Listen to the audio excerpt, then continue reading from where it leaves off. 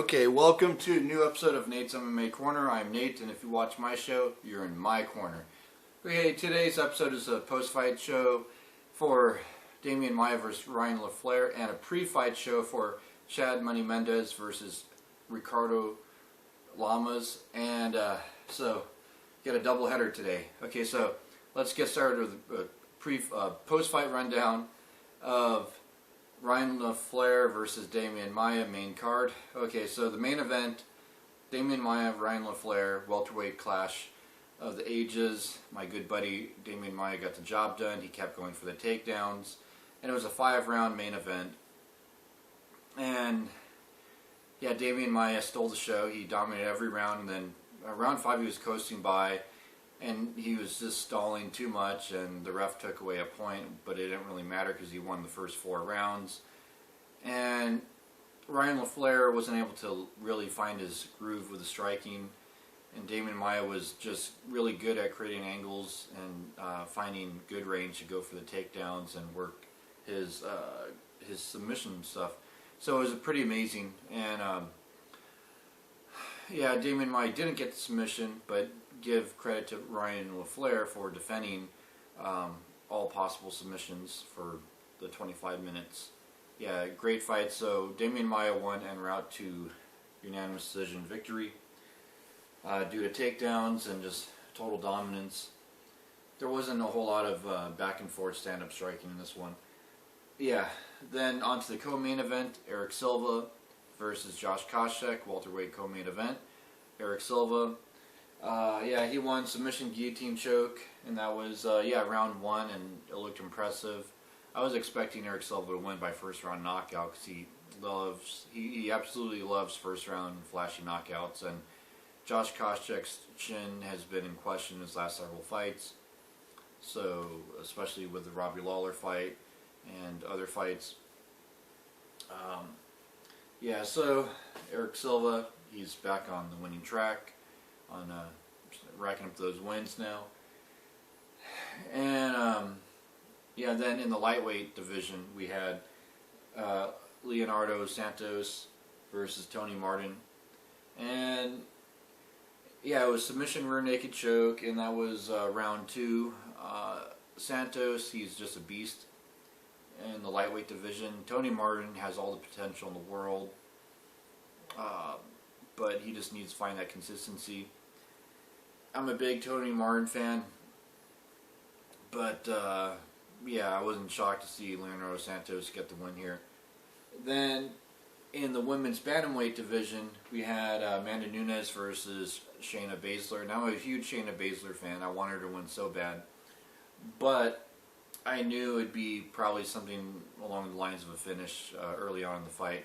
Yeah, it was round 1 TKO, leg kick and punches, and it was a pretty amazing fight though, because Shayna hung in there as long as she could, and Amanda Nunes, she's in the top 10 women's bantamweight division for a reason, and yeah, she got the win.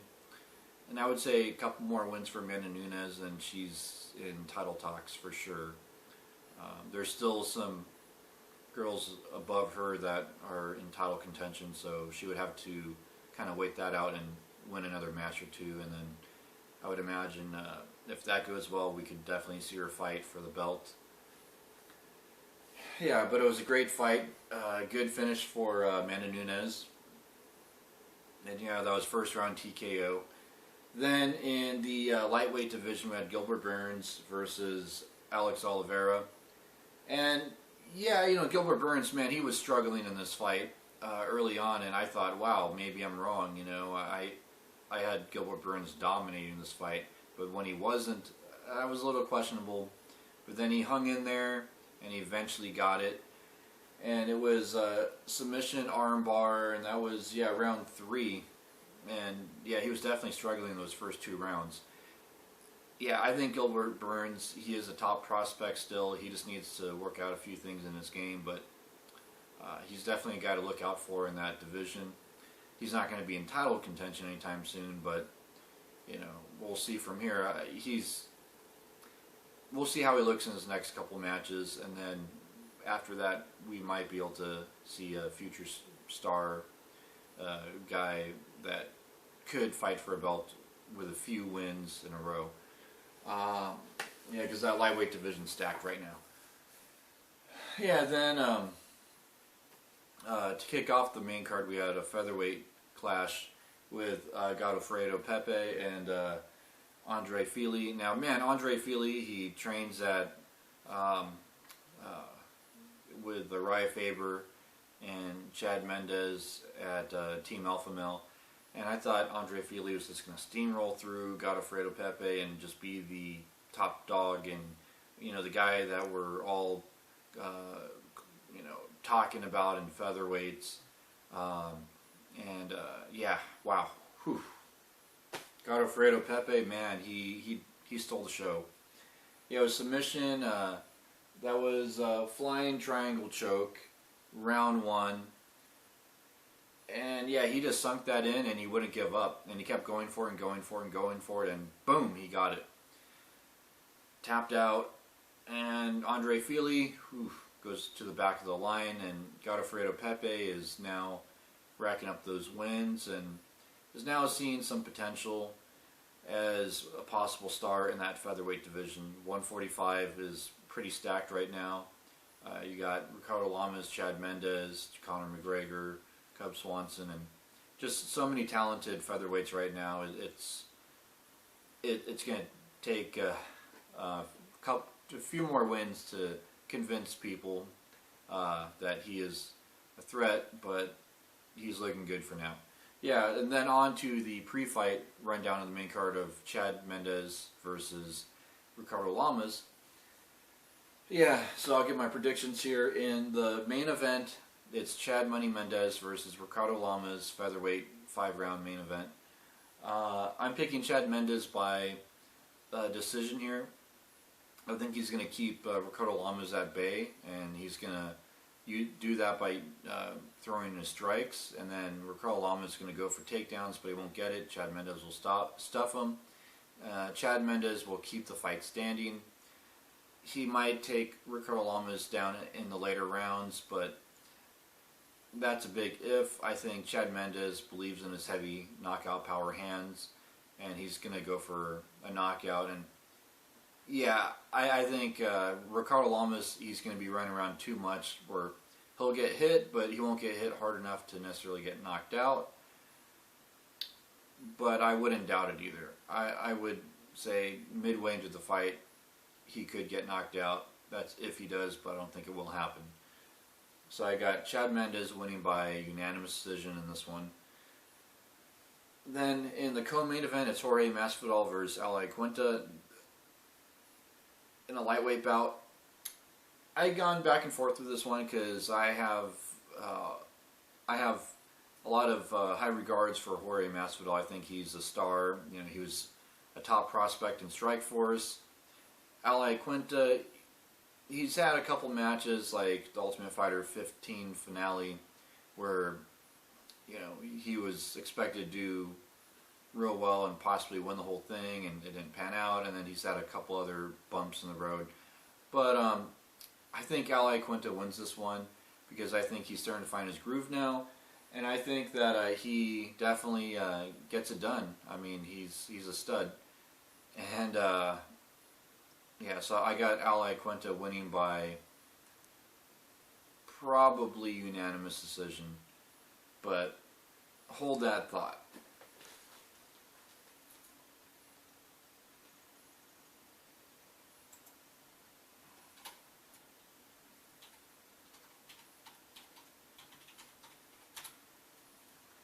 Yeah, okay, back. Okay, I just had to realign my notes. Okay, yeah.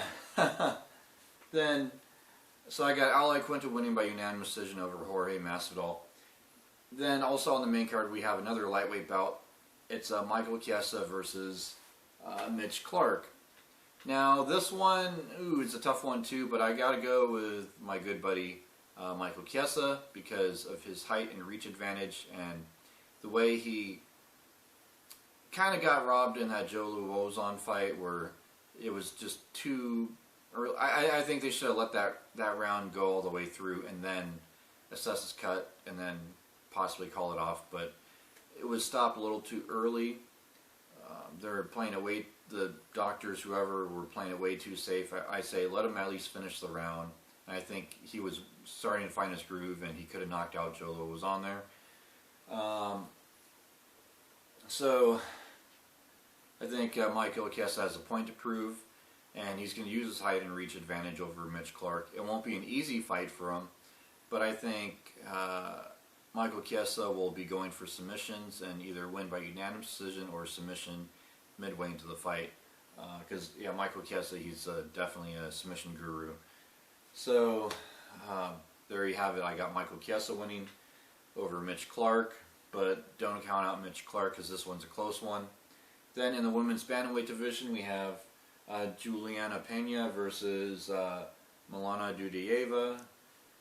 And I'm going to go with Juliana Pena because she's been out for so long, and she's still been training, and she's still in shape. And she just blew through the competition on Ultimate Fighter Season 18 to win that season. And Milana's a tough prospect in women's bantamweight. So, again, this is a pretty even matchup. But I think Juliana will just be able to mix things up, because the thing about Juliana, she's not just a wrestler or a striker or a grappler.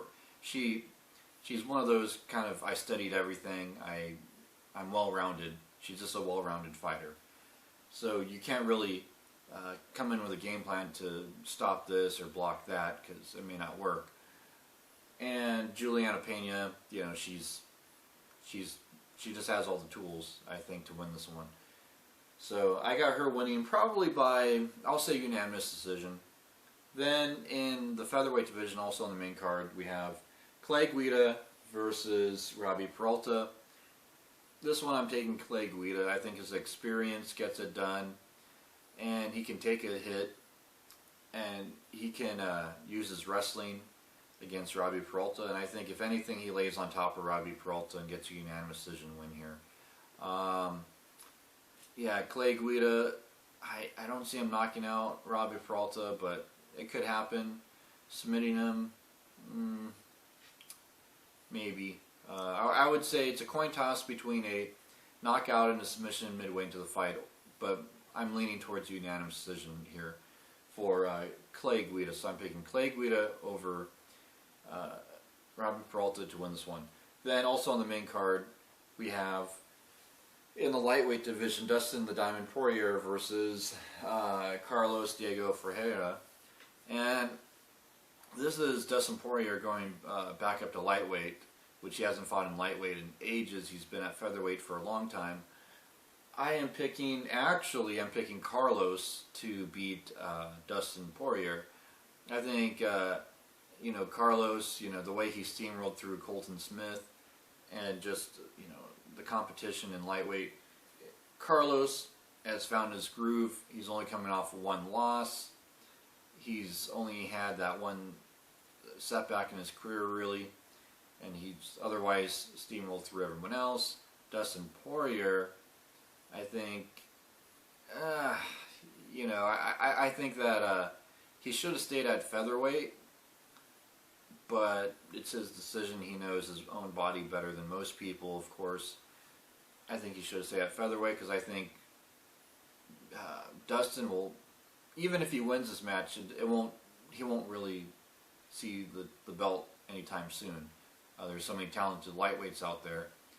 Featherweight, he may have had a better chance. So I'm going with Carlos on this one, but I won't count out Dustin.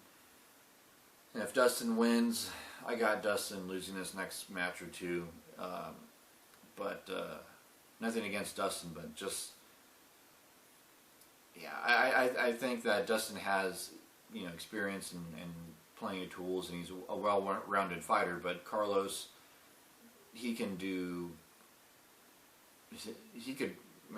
submission skills are amazing.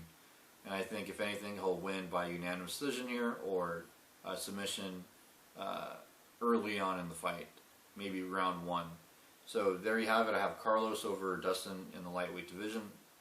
And stay tuned for my next episode, which will be a post-fight show about Mendes and Lamas. So until then, see ya.